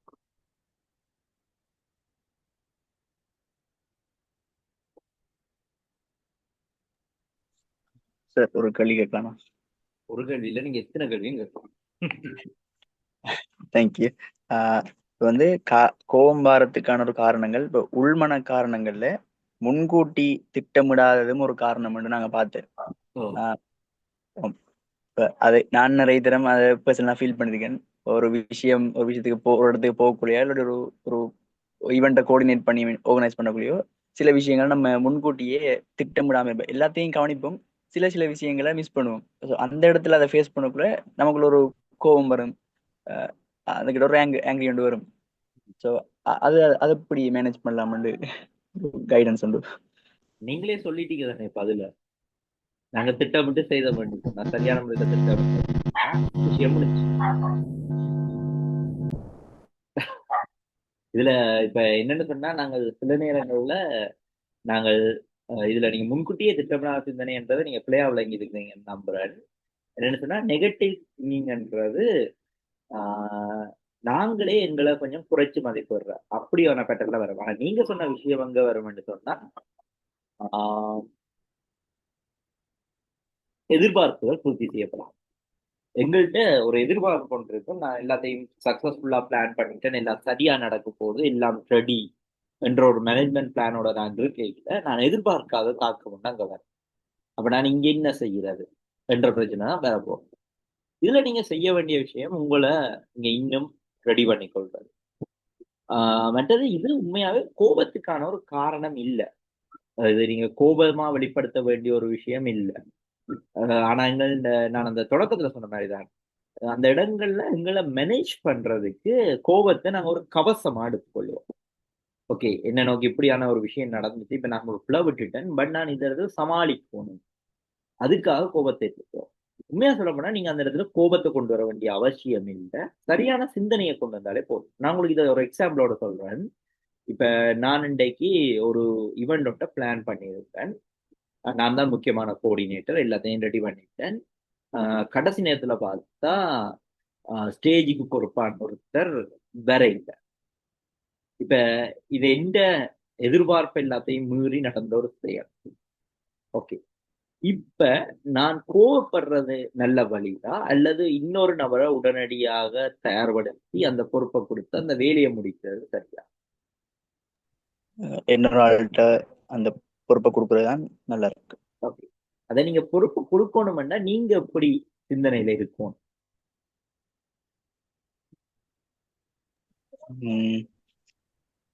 ஒரு ஆல்டர்னேட்டிவ் ஆன ஒரு டிசிஷனோட நம்ம இருக்கணும். நாங்க ரிலாக்ஸா இருக்கோம். நான் ரிலாக்ஸா இருந்தா தான் என்னால அதை கையாள. அதுதான் நீங்க இருக்கக்கூடிய விஷயம். இங்க இந்த கோபம்ன்றது தேவையில்லை, கோபம்ன்றது தேவையில்லாத ஒரு விஷயம். ஆனா நாங்கள் வளமே அந்த கோபத்தை ஏன் தூக்குறோம் என்று சொன்னா, எங்களை பாதுகாப்பு. இவன் வரையில அவன் வராதால தான் இவ்வளவு பிரச்சனை நடந்துச்சு, இவன் வந்திருந்தாண்டா எல்லாம் சரி. நாங்க இப்ப அந்த கோபப்பட்டு நாங்க கோபமா இருக்கிறோம்ன்ற காட்டுறதனூடாக அங்க நடந்த அந்த குறைபாட்டை சீர் செய்ய நினைக்கிறோம். அப்ப நாங்க அதை மீறி இது பண்ணிக்கல, வேலை முடியும். பொதுவா இது நிறைய சந்தர்ப்பங்கள்ல, இது நான் இப்ப சொல்லிக்கிறவங்களுக்கு சொன்னது வெளிநபரோட அந்த காரணம். இது எங்களுக்குள்ளேயே நடக்குது. நாங்க ஒரு விஷயத்த டிசைன் பண்ணியிருப்போம், எங்களுக்கு அதுக்குள்ள போதிய அவுட்புட் ஒட்டு கிடைச்சிருக்கா, கிடைக்கலன்னோன்னா எங்களுக்குள்ளேயே நாங்க ஒரு கோபம் கொண்டு போவோம். அந்த இடத்துல நாங்க எங்களை என்ன சொல்றோம், ரிஃப்ளெக்ட் பண்ணி கொண்டு செல்ஃப் ரிஃப்ளெக்ஷன் செய்துட்டு அடுத்த முறை அப்படி ஏற்படாம பாதுகாக்கிறதா நல்லது. இதுல நாங்க கூடுதலான சந்தர்ப்பங்கள்ல எங்களுக்கு வளமே நடக்க விஷயம் என்னன்னு சொன்னா, நாங்க கோபம் எங்க படணும்ன்றதே தெரியாம கோபப்படுறது. அதுதான் நீங்க இருக்கக்கூடிய பெரிய ஒரு கேப். ஆச்சு, ஓகேயா? Doctor, thank you so much. நன்றி. J2 நீங்க கேள்விக்காக கையை வைத்திருக்கீங்க.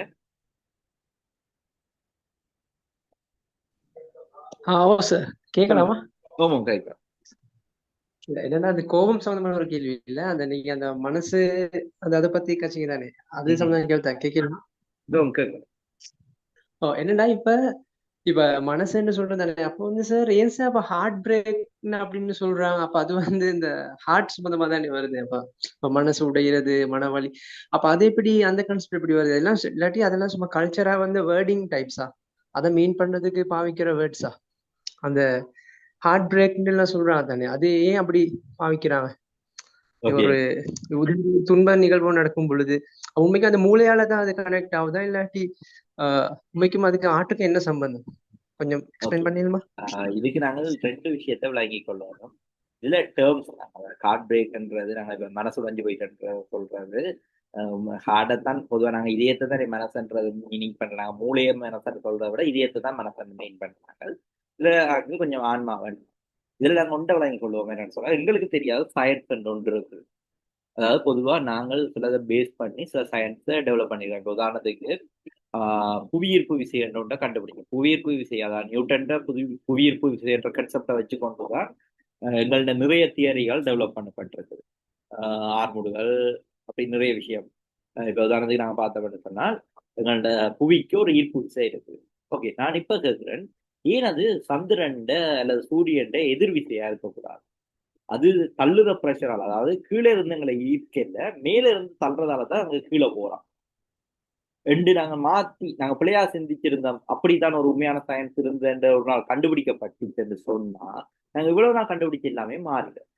அதே மாதிரிதான் மனித உடலும் நாங்க இதுவரைக்கும் கண்டுபிடிக்க முடியாத ஒரு விஷயம்தான். இன்னும் ரிசர்ச்சுகள் நடந்து கொண்டிருக்க ஒரு விஷயம்தான். பொதுவா இதுல ஒரு கன்செப்ட் ஒன்று இருக்குது. நீங்க ஒரு ஸ்டோரி ஒன்று நீங்க நெட்ல போய் வாசிச்சு பார்க்கலாம். இந்த மனசு என்ற விஷயம், அதாவது மனசுன்றதை விட பர்சனாலிட்டி என்ற விஷயம் எங்க இருந்துன்னு சொன்னா, அமெரிக்காவில் ஒரு ரயில்வே ட்ரக் கொண்டு போட்டு கொண்டிருப்பாங்க. அந்த டைம்ல ஒரு அலவாங்க கொண்டு ஒரு ஆளுக்கு குத்துப்படுது. எப்படி அனுப்புனா, அவன் வாய்க்கு கிட்ட அளவுக்கு அலவாங்க வெளியில வந்து தலையில குத்துப்பட்டு அலவாங்க அப்படியே நேர கீழால வெளியில வந்து அப்படியே அந்த தலையில குத்துப்பட்ட மாதிரி இருக்குது. இப்ப என்னன்னு சொன்னா, இவர் தப்பில்லை, அவரை காப்பாத்திடுவான். அவர் சாக மாட்டேன், காப்பாத்திட்டாங்க. ஆனா என்ன நடந்துச்சுன்னா, அந்த அலவாங்க குத்தினப்ப அவர் வேற மாதிரி மாறிட்டார். அதாவது அதுக்கு முதல் இருந்த எக்ஸ் என்ற நபர் மாதிரியான ஆட்டிடியூட், பழக்க வழக்கங்கள் ஒன்றும் இல்லாம வேற மாதிரி மாறிட்டார். அப்ப இங்க மனசு என்றது நாங்களா, அதாவது எங்களோட பர்சனாலிட்டி தான் மனசா என்ற ஒரு கேள்வி வேற. அப்ப இங்க நார்மலாவே பார்த்தோம்னா, எங்களுக்கு தெரிஞ்ச சயின்ஸ் படி இப்போதைக்கு நாங்க மனசுன்றது எங்களோட உடம்புல இன்னும் கண்டுபிடிக்கல எங்க இருக்குது. மேபி எங்களோட ஆன்மாவா இருக்கலாம், அல்லது சில இடங்கள்ல பாத்தீங்கன்னா மனசுன்னு சொல்றது எங்கள்ட்ட அந்த நெத்தின நடுப்புள்ளிய கூட மனசுல இருக்குன்னு சொல்லுவாங்க. அப்ப அப்படி ஒரு சயின்ஸா இருக்கலாம். இப்போதைக்கு நாங்க சிலர் மனசா ஹார்ட்டை நினைக்கிறோம், சிலர் மூளையை நினைக்கிறோம், அப்படி ஏதோ ஒன்றை நினைச்சு கொண்டிருக்கோம். ஆனா எங்க எல்லாருக்கும் மனசு என்ற ஒரு விஷயம் இருக்குது. இதெல்லாம் வந்து இப்ப என்ன சொல்றது, ஒரு எதிர்வு ஊரல் இருக்கா, கட்டாயம் இப்படித்தான் இருக்கும் இல்ல. ஓகே,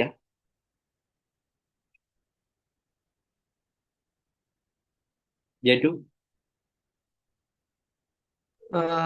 ஓ சார், அதுதான் அப்ப சார். ஓகே, அது ஓகே. அதுதான் சார். அப்ப வந்து ஆள் மனது மேல் மனதுன்றாங்க தானே. அப்ப உதாரணத்துக்கு ஒரு விஷயம், இப்ப ஆள் மனதுக்கு போறது மிச்சம் காலமா பதியும் மேல் மனது. அப்ப அதெல்லாம் வந்து எப்படி சொல்றாங்க, long time memory, sensory memory, அதெல்லாம் வந்து அப்ப எப்படி?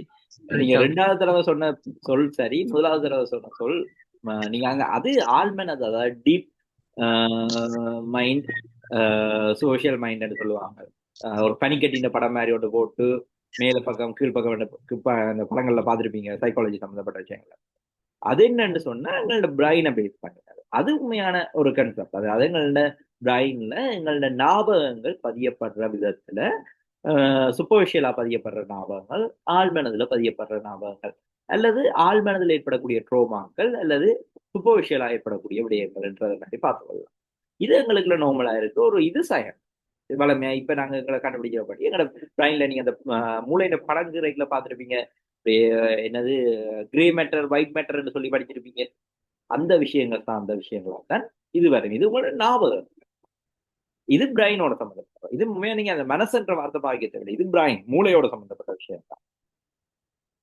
ரெண்டாவது நீங்க சொன்ன மெமரி என்று சொன்ன டேர்ம்ஸ் தான் அதுக்கு உண்மையான சரியான டேர்ம். மனசுன்ற டேர்ம்ஸே அதுல நீங்க பாதிக்க வேண்டிய அவசியம் வராது.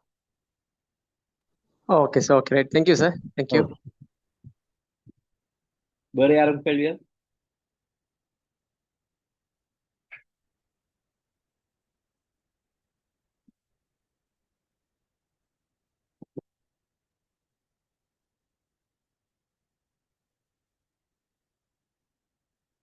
வேற யாரும் கேள்விகள் இருக்கா? உங்களோட எக்ஸ்பெக்டேஷனை நாங்கள் ஃபுல்ஃபில் பண்ணினோமா இந்த செஷன்? டாக்டர், கடைசி ஒரே ஒரு லாஸ்ட் கொஸ்டின் உண்டு. நீங்க ஒரே ஒரு கேள்வி இல்லை, நீங்க எத்தனை கேள்வியும் கேட்கலாம், நான் சந்தோஷமா பதிலளிக்க ரெடியா இருக்கேன். ஓகே டாக்டர், நான் வந்து இப்போ இந்த நாலேஜ் ஆஃப் சைக்காலஜி என்றது இப்போ நார்மலா எல்லாருக்குமே ஒரு கிடைக்கிறது ஒரு அடிப்படை தேவையா இருந்தா நல்லமா இருக்கும்னு நல்ல இருக்குமென்றது நீங்க ஓகே சொல்றீங்களா? ஓ அஹ், அதாவது ம் ஓ நான் இதை 100% அக்செப்ட் பண்ணுவேன். ம் நான் பேச்சுலர் ஆஃப் சித்தமெடிசன் சர்ஜரி தான் இந்த basic degree, Trincomalee campus pass out. எங்களோட டிகிரியில சைக்காலஜி என்ற ஒரு சின்ன சப்ஜெக்ட், ஒரு சின்ன மாடியூல், ஒரு சப்ஜெக்ட், ஒரு வருஷத்துல ஒரு சப்ஜெக்ட். இப்போ எனக்கு உண்மையாவே டிப்ளமா இன் கவுன்சிலிங் என்ஏஎஸ்டி இதை நான் 2 வருஷமா படிச்சிருக்கேன். அந்த கவுன்சிலிங் டிப்ளோமா நான் படிச்ச பிறகு எனக்கு கடுமையான தெளிவு ஒன்று இருக்குது. என்ன பற்றி நான் எப்ப கோவப்படுவேன், நான் இந்த விஷயத்த செய்யற சரியா, நான் இந்த விஷயத்த செய்யற பிழையா என்று சொல்லி நான் ஒரு விஷயத்த அனலைசிஸ் பண்ணி கொள்றதுக்கு இந்த படிப்பு எனக்கு உதவினது. நீங்க சொல்ற மாதிரி தான் பேசிக்கா ஒவ்வொருத்தருக்குமான ஒரு அடிப்படை நீட்ல ஒன்றுதான் சைக்காலஜி. எங்களை பற்றி எங்களோட எப்படி நாங்க எங்களோட உடம்பை பற்றி தெரிஞ்சு கொள்ள நினைக்கிறோமோ அதே மாதிரி எங்களோட மனசை பற்றி தெரிஞ்சு கொள்ள வேண்டிய தேவைப்பாடு, அந்த மனசை பற்றின ஒரு புரிதல் அது இருக்க வேண்டிய அவசியம் இருக்கு. இதுல இன்சைட் என்ற ஒரு வார்த்தை பாவிப்பீங்கன்னா நீங்க ஃபேஸ்புக்ல எல்லாம் பார்த்துருப்பீங்க. இன்சைட்ன்னு சொல்லி இருக்கு ஃபேஸ்புக், இன்ஸ்டாகிராம்ல எல்லாம். அதாவது நீங்க ஒரு போஸ்ட் போட்டீங்கன்னா அந்த போஸ்ட் எவ்வளவுக்கு ரீச் ஆயிருக்கு, எத்தனை பேர் பார்த்துருக்காங்க, எத்தனை பேர் லைக் பண்ணிருக்காங்கன்றதான் இன்சைட்னு சொல்லுவாங்க. அந்த இன்சைட்ன்றது மாதிரி தான் எங்களுக்குள்ளேயும் ஒரு இன்சைட். இதுல இன்சைட் இல்லை, இது INSID இல்ல, INSIGHT, இன்சைட், உள்ளுக்குள்ள பாக்குறது. அப்ப அந்த உள்ளுக்குள்ள நாங்க பார்க்க வேண்டிய தேவை இருக்காது. நாங்க உள்ளுக்குள்ள பாக்குறதுக்கு எங்களுக்கு சைக்காலஜி பயிற்சின்னு ஒரு தெளிவு இருக்கும். அந்த தெளிவு இருந்தா தான் நாங்க எங்களுக்குள்ள பார்க்கணும். ஸோ இந்த கன்செப்ட் 100% சரி, எல்லாருக்கும் அடிப்படையான புரிதல் வேண்டும். மற்றது இந்த நெறி என்ற செயற்திட்டத்தின் நோக்கமும் அதுதான். இதுல பொதுவா உங்களுக்கு ஒவ்வொரு வியாழக்கிழமையும் நடக்க போற டிஸ்கஷன் எல்லாமே உங்களோட லைஃப் ஸ்கில் டெவலப்மெண்ட் சார்ந்துதான் இருக்கு. சைக்காலஜி ரிலவெண்டான விஷயங்களா இருக்கலாம், அல்லது உங்களோட ஆட்டிடியூட் சம்பந்தப்பட்ட, பர்சனாலிட்டி சம்பந்தப்பட்ட விஷயங்கள் தான் இருக்கு. இது மெயினா நாங்க டார்கெட் பண்றதுன்ற நோக்கம் என்னன்னா சகலருக்கும் அந்த ஒரு புரிதல் தேவை. நாங்க எங்களை புரிஞ்சு கொண்டுட்டோம்னா மற்றவங்களை நாங்க புரிஞ்சு கொள்ள வேண்டிய தேவையே இருக்காது. பொதுவா நாங்க எங்களை நாங்கள் அதுக்கேற்ற மாதிரி கட்டுப்படுத்திக்கிறோம். Okay okay doctor. So psychology என்று வரக்குள்ள இப்போ மற்றவங்களை நம்ம புரிஞ்சு கொள்றது இம்பார்ட்டன்ஸை விட நம்மளை புரிஞ்சு கொள்றது தான் ரொம்ப இம்பார்ட்டன்ட் சொல்றீங்க அப்படியா? மற்றவை டாக்டர் இப்போ ஃபாலோ அப் ஒன்று கேட்க முடியும். நான் எப்படி ஒரு சைக்காலஜி நார்மலாக ஒரு பேசிக்காக ஒரு சர்வைவல் ரிலேட்டடுக்காவது கொஞ்சம் தெரிஞ்சிருக்கணும் என்று ஆசைப்படுறாங்களே, எங்க இருந்து எல்லாம் ரிசோர்ஸ் எடுக்கலாம், எப்படி அவங்க இந்த ஒரு பேசிக்கான நாலேஜ் எடுக்கலாம் என்ற ஒரு ஐடியா தெரியணும். ஓகே, நீங்க சைக்காலஜி சம்பந்தமா நீங்க பேசிக்கா படிக்க விருப்பம்னு சொன்னா உங்களுக்கு ஆன்லைன் கோர்சஸ் நிறைய இருக்கு. அதாவது நீங்க கோர்சரா ஆன்லைன் லேர்னிங் பிளாட்ஃபார்ம்ஸ் அடிச்சு பாருங்க, அதுல நிறைய வெப்சைட்ஸ் இருக்கு. கோர்சரா அப்படியான வெப்சைட்ஸ் எல்லாம் நீங்க சின்ன சின்ன ஷார்ட் கோர்சஸ் நிறைய செய்யலாம். அதெல்லாம் சைக்காலஜி சம்பந்தப்பட்ட நல்ல தெளிவான பேசிக் கன்செப்ட்களை நீங்க அண்டர்ஸ்டாண்ட் பண்ணிக்கொள்ளக்கூடிய படிப்புகள் இருக்குது. மற்ற ஃபிளெக்சிபிள், ஃப்ரீ எஜுகேஷன் தான். அது ஃபிளெக்சிபிள், நீங்க உங்களுக்கு பிடிச்ச நேரங்கள்ல படிச்சு கொள்ளலாம். ஈவன் அதுல நீங்க நல்ல சர்டிபிகேட்ஸ், வலிடான சர்டிபிகேட்ஸ் கூட எடுக்கலாம். ஆன்லைன் லேர்னிங் பிளாட்ஃபார்ம்ஸ் சொல்லுவாங்க. நீங்க நெட்ல அடிச்சீங்கன்னா வரும் நிறைய. அதுல போயிட்டு சைக்காலஜி லெவலான கோர்சஸ் நீங்க நல்ல நல்ல யூனிவர்சிட்டி மொடியூல்ஸோட செய்யலாம். இது ஒரு சாய்ஸ். அப்படி இல்லை உங்களுக்கு கொஞ்சம் டைம் ஒதுக்கக்கூடிய வாய்ப்பு இருக்குதுன்னு சொன்னா NIST, national institute of social development சொல்லி இலங்கை கவர்மெண்ட் ஆலய நடத்துறது சீதுவாவில் இருக்குது. அவங்க ஒரு ஓப்பன் யூனிவர்சிட்டி மாதிரி, அதாவது அவங்களோட பிரான்ச்சஸ் ஒவ்வொரு டிஸ்ட்ரிக்ட்லையும் அவங்க கோர்சஸ் நடத்துவாங்க. அம்பாறையில அவங்களுக்குரிய கோர்ஸ் ஸ்ட்ரீம் இருக்கு. சைக்காலஜி, டிப்ளமா இன் சைக்காலஜி படிக்கிற கிளாஸஸ் அம்பாறையில நடக்கிறது. அது மாதிரி ட்ரிங்கோல இருக்குது, கிளிநொச்சியில இருக்குது, கண்டியில இருக்குது. அப்படி நீங்க அந்த கோர்ஸோடையும் ஜாயின் பண்ணி படிக்கலாம். NIST என்ற வெப்சைட்ல போய் பாருங்க, அதுல அப்ளிகேஷன்ஸ் கால் பண்ணியிருப்பாங்க. அது ஒரு 1 or 2 years டிப்ளமாவா இருக்கும். நீங்க அது டைம் ஒதுக்கு போகணும், வீக்கெண்ட்ஸ்ல கிளாஸ் நடக்கும், படிச்சு போகலாம். அப்படி இல்லை நீங்க அதை விட கொஞ்சம் அட்வான்ஸா படிக்க விரும்புறீங்கன்னு சொன்னா நீங்க ஊவாவிலச university, Peradeniya university, Colombo யூனிவர்சிட்டிஸ்ல courses இருக்குது, அதுகளில் நீங்க படிக்கலாம். இதை விட நீங்க இப்படியெல்லாம் டைம் ஒதுக்கலாம். ஜஸ்ட் நான் இதை பற்றி தெரிஞ்சு கொள்ளணும்னா யூடியூப்ல நிறைய வீடியோஸ் இருக்கு சைக்காலஜிஸ்ல வேண்டாம், அந்த வீடியோஸ்கள் பார்த்து கொள்ளலாம். உங்களுக்கு நல்ல ஒரு சஜஷன் வீடியோ வந்து நிமிர்வு என்று சொல்லி ஒரு யூடியூப் சேனல் இருக்குது. நேற்று அவங்க பொலிட்டிக்கல் சம்மந்தப்பட்டவங்க, ஆனால் நேற்று ஒரு வீடியோ போட்டிருக்காங்க. ஜஸ்ட் ஒரு டைம் இருந்துச்சுன்னா பாருங்க. அந்த வீடியோ உங்களுக்கு பேசிக் சைக்காலஜி, பொதுவாக தமிழ் சொசைட்டில இருக்கக்கூடிய ஆகள்கிட்ட பேசிக் சைக்காலஜி சம்மந்தப்பட்ட ஒரு சின்ன டாபிக் கொண்டு அதில் இருக்கு. அப்படி சில யூடியூப் வீடியோஸ் கூட நீங்க தெரிஞ்சுக்கலாம். Okay okay doctor, thank you so much. நல்ல ஒரு எக்ஸ்பிளனேஷன் எனக்கு. வேற யாராவது எதுவும் கேள்விகள்?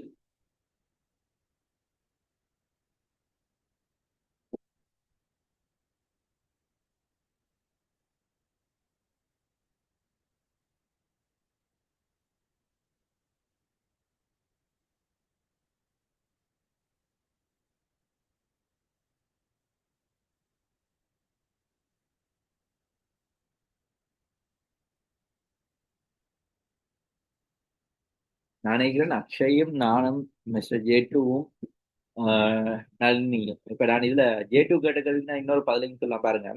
இப்ப இந்த இதுல இந்த செஷன் நடக்குது, எனக்கு ஒரு குரல் கேட்டது, அந்த குரல் என்னட்ட கேள்விகள் கேட்டது.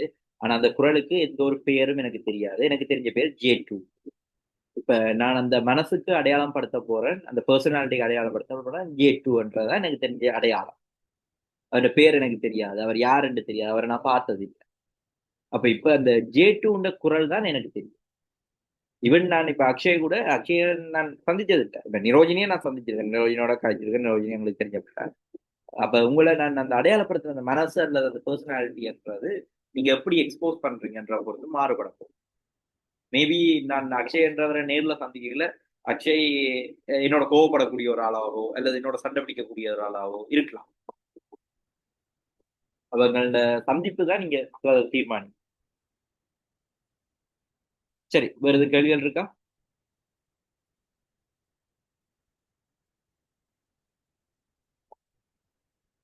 ஓகே, நாங்க அப்படியே முடிவு கொண்டு வரலாம் நினைக்கிறேன். அக்ஷய், நாங்க அப்ப முடிப்போம். ஓகே.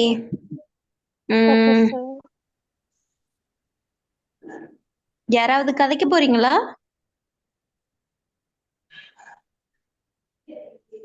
ஹலோ. சரி, ஓகே. இன்றைய அமர்வு வந்து ஒரு பயனுள்ள வகையில இருந்திருக்கும் என்று நம்புறேன். இன்னைக்கு நடந்த இந்த அங்கர் மேனேஜ்மெண்ட் பத்தி யாராவது ஒருத்தர் உங்களோட ஃபீட்பேக் கொண்டு தந்தீங்கன்னு சொன்னா எதிர்காலத்துல நாங்க செய்ய போற அமர்வுகளுக்கு அது கொஞ்சம் யூஸ்ஃபுல்லா இருக்கும். சோ யாராவது உங்களுடைய ஃபீட்பேக்க சொல்லலாம். டைப் பண்ணி சொல்லணுமாக்கா இல்லாட்டி கதைக்கணுமா? நீங்க கதைச்சாலும் ஓகே தான். ஓகே, நான் கதைக்கிறேன். என்னடா இப்போ நாங்கள் இப்போ சொல்லி யூத் இந்த ஃபியூச்சருக்கு என்டர் ஆகிறோம். ஸோ வயசு 20 அப்படின்றக்குள்ள இந்த ஒரு நாலேஜ், ஆங்கர் மேனேஜ்மெண்ட் அண்ட் இந்த சைக்காலஜி ரிலேட்டடான இந்த நாலேஜ் வந்து உண்மைக்கும் ஃபியூச்சர் ரிலேட்டடாக பார்க்கக்குள்ள ரொம்பவே பயனுள்ளதாக இருந்தது. மற்றது எங்களுக்கு லெக்சர்ஸ் எடுத்தவரும் நல்ல ஒரு டோக்கட்டிவாக இருந்து ஓப்பனாக நிறைய கொஸ்டின்ஸுக்கு ஆன்சர் பண்ணனால இன்னுமே ஒரு என்ன சொல்ற பர்சனலைஸ்டான ஒரு எஜுகேஷனை பெறக்கூடிய மாதிரி ஒரு சான்ஸ் இருந்தது. ஸோ இந்த இடத்துல நான் தளத்துக்கும் டாக்டர் ஹயா கிரியவனுக்கு நான் உண்மையிலே ரொம்ப தேங்க்யூ சொல்ல நான் விரும்புறேன். கிட்ட தேங்க்யூ. தேங்க்யூ. வேற யாராவது? ஹலோ. சொல்லுங்க.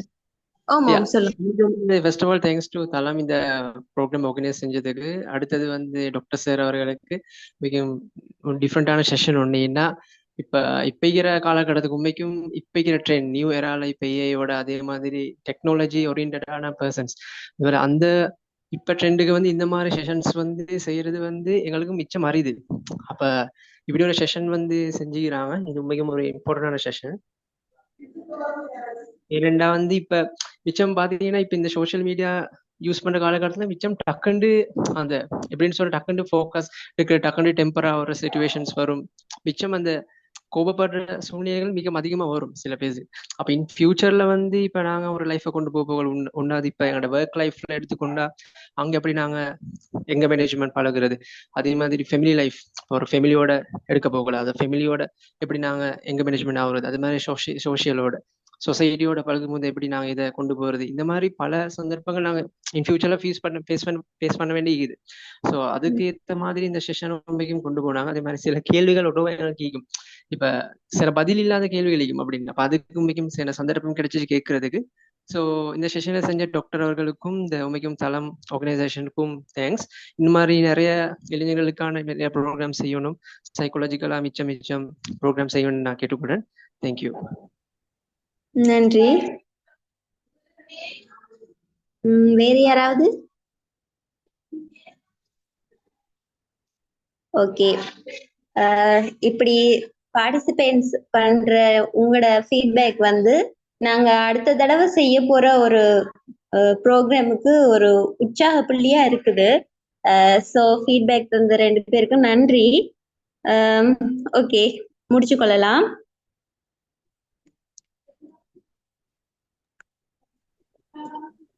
நன்றி. ஓகே.